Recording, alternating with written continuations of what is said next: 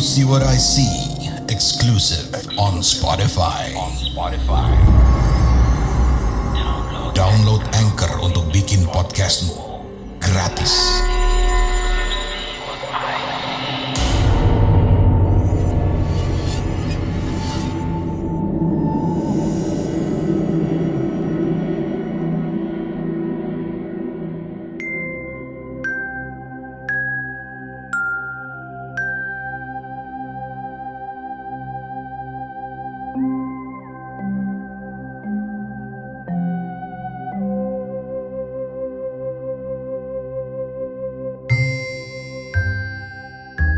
Malam itu, tak pernah terfikirkan olehku akan berada di taman itu.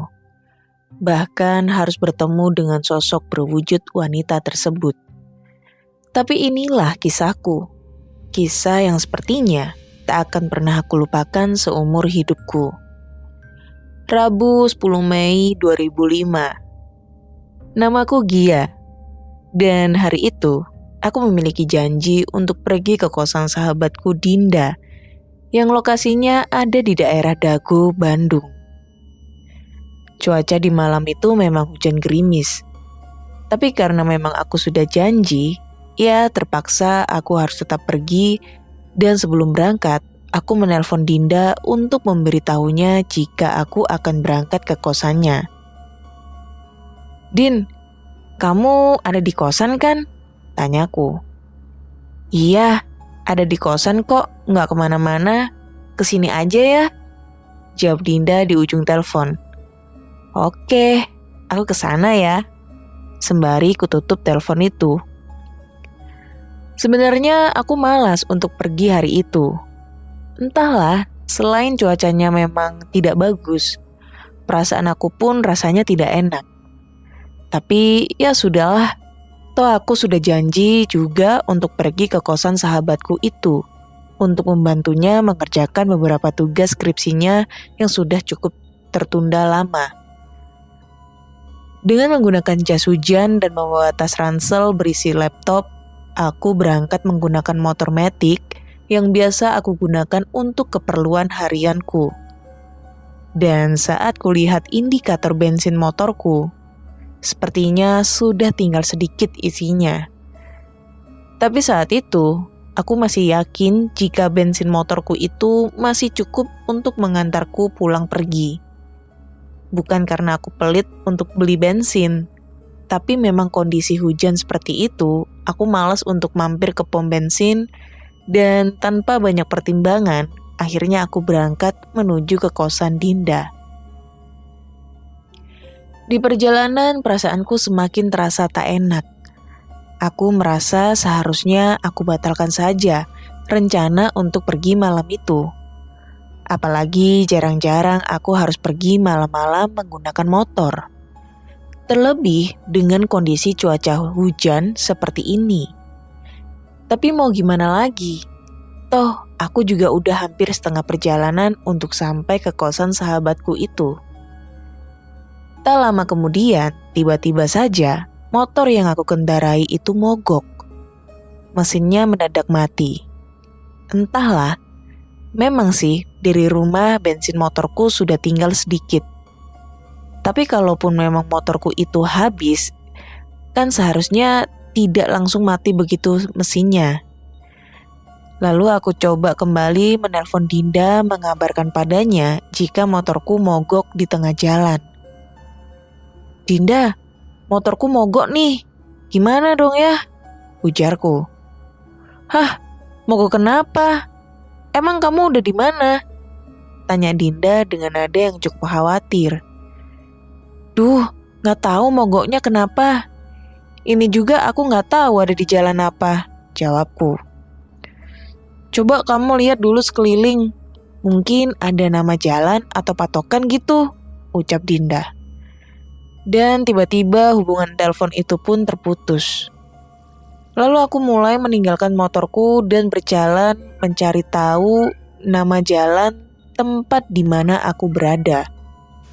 Aku mulai mengamati sekelilingku, tapi belum juga aku temukan petunjuk. Lalu aku melihat seperti sebuah taman yang cukup luas.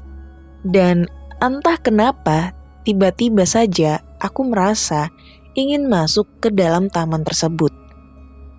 Perlahan aku susuri area taman tersebut. Hingga kemudian Dinda menelponku kembali. Gimana? Udah ketemu nama jalannya apa? Gue jemput deh ya, ucap Dinda. Belum tahu nih aku di mana. Tapi yang pasti aku ada di taman. Di taman ini ada patung tinggi gitu, tulisannya Verbrak, jawabku. Oh, kamu di Taman Maluku ya? Ya udah, kamu jangan masuk ke dalam taman itu. Tunggu aku di luarnya aja ya, ujar Dinda. Belum sempat aku bertanya kenapa aku diminta untuk tidak masuk ke dalam taman, hubungan telepon pun kembali terputus. Setelah itu aku mulai mencari pintu keluar dari taman itu. Tapi setelah aku cari-cari di tempat jalan, aku masuk tadi, ternyata tak ada pintu apapun. Padahal aku yakin sekali jika tadi pintu masuknya itu ada di sana. Di saat kebingungan itu, aku mencoba untuk tetap tenang dan duduk di kursi taman yang ada di sana. Tak lama kemudian, tiba-tiba saja aku mencium seperti wangi bunga melati yang sangat harum. Dan tak lama aku melihat seorang perempuan berjalan ke arahku membawa payung. Dia memakai baju serba putih, bahkan payung yang dia bawa pun warnanya putih. Aku mencoba melihat wajahnya, tapi terhalang oleh payung tersebut. Lalu aku mulai merasa sepertinya ada yang tidak beres dengan sosok perempuan tersebut. Seiring dirinya semakin dekat ke arahku, wangi harum bunga melati itu pun semakin semerbak menusuk hidungku. Tiba-tiba saja sosok perempuan itu duduk tepat di sampingku. Jujur saat itu aku bingung harus bagaimana. Aku berada sendirian di taman yang bahkan jalan keluarnya pun tak bisa aku temukan.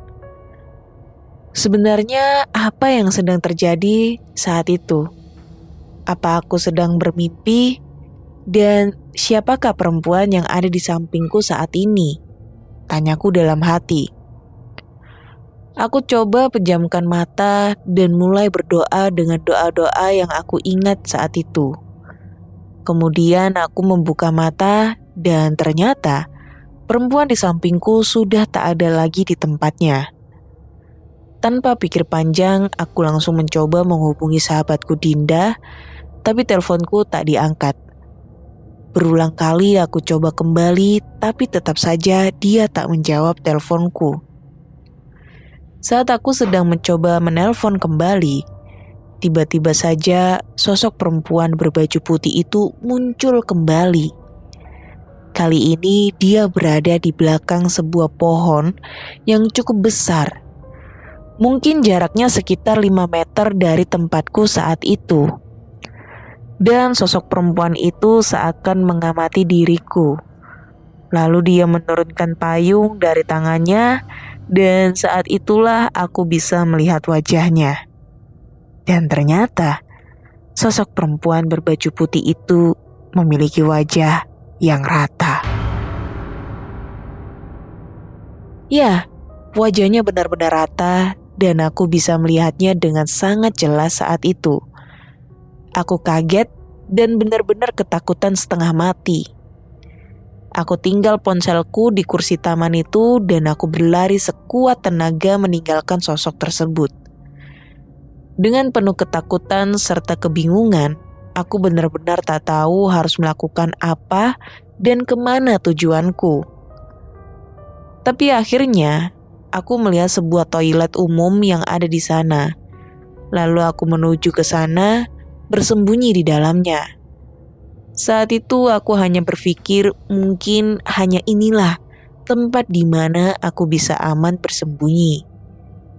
Sesaat aku bersembunyi, semua terasa hening. Aku tak mendengar suara apapun dari luar. Bahkan langkah kaki yang sebelumnya aku takutkan tak lagi terdengar. Sampai beberapa menit kemudian, tiba-tiba saja ada yang mengetuk pintu toilet tersebut. Berkali-kali suara pintu toilet itu diketuk dari arah luar. Yang jujur, aku tak tahu siapa itu yang mengetuk pintu. Mungkinkah itu makhluk tanpa wajah yang tadi aku temui, atau mungkin itu adalah Dinda yang datang menjemputku. Tapi belum sempat aku memastikan siapa yang mengetuk pintu itu, tiba-tiba saja pintu toilet itu terbuka, seperti ada yang menendangnya. Dan ternyata itu adalah Dinda. Melihat Dinda, jujur aku sangat senang dan langsung memeluknya sembari menangis. "Yuk, kita pulang aja," ujar Dinda. "Iya Din, aku gak tahan lagi, pengen cepat-cepat keluar dari sini."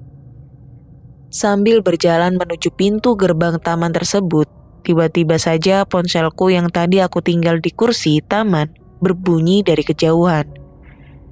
Lalu aku dan Dinda mengambil dahulu ponselku. Tapi ketika aku melihat nomor panggilan di ponselku, ternyata itu dari nomor ponselnya Dinda. Setelah itu, aku tak ingat lagi apapun yang terjadi, dan esoknya aku terbangun sudah berada di sebuah kamar klinik. Beberapa temanku sudah berkumpul saat itu, tapi tak ada sahabatku Dinda. Lalu aku bertanya, "Di mana Dinda?"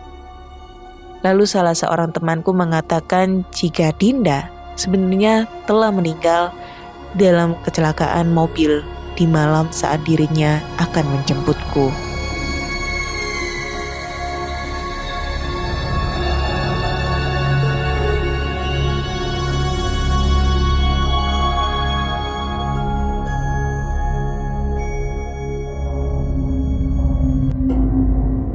Kamu punya pengalaman horor?